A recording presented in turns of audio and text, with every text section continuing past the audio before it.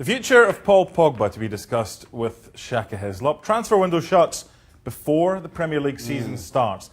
First question, is Paul Pogba part of the Manchester United squad on the opening day against Leicester? I would have thought so. And then all of a sudden, things have kind of changed over the last 48 hours. I felt that Pogba is not the kind of player, not the kind of personality to maybe upset the apple cart all that much.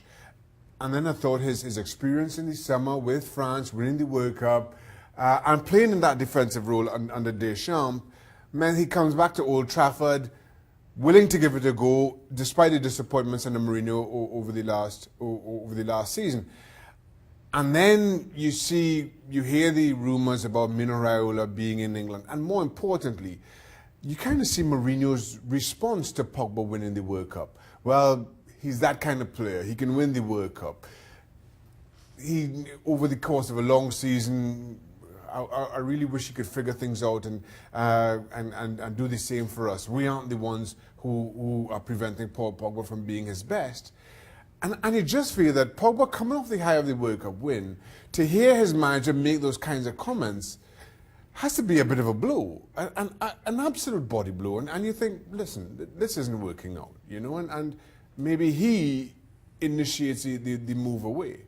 We get a lot of tweets and emails from Manchester United fans if we have a go or say derogatory things about Jose Mourinho. What's your message to those fans who hear us talk about Mourinho in ways they don't like? Well, on the one hand, there are also a huge percentage of Manchester United fans who are not at all impressed with Jose Mourinho.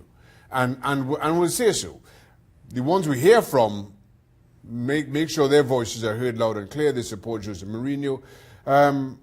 But I stand by our criticism of Jose Mourinho. I stand by my criticism of Jose Mourinho. Given the quality of player he has, I just feel that he's too negative. And it works for a while and eventually it unravels. It worked for a while at Chelsea. They won the title. But then all of a sudden that continued negative rhetoric gets to a dressing room, and you saw that in the following season. And then Antonio Conte comes, pretty much takes that same set of players and wins the league.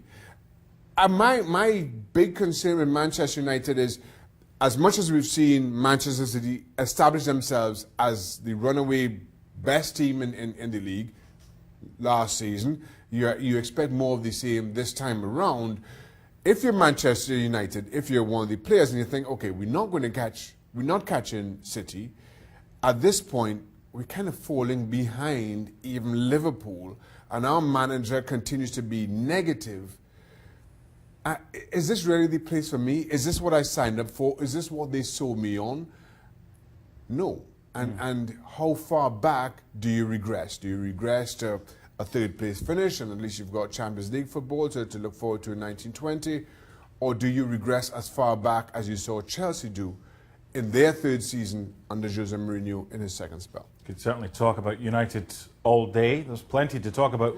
One final thing though, Barcelona, Juventus are the two teams linked, probably two of a few teams, very few teams that could afford Pogba. Sporting director at Barcelona is Eric Abidal. Kind of knows Pogba pretty well. You're a conspiracy theorist, you know. Just saying. I'm not making that connection. No, you said he on stayed. You. He said he stayed. You're a conspiracy theorist. I'm staying well away from that.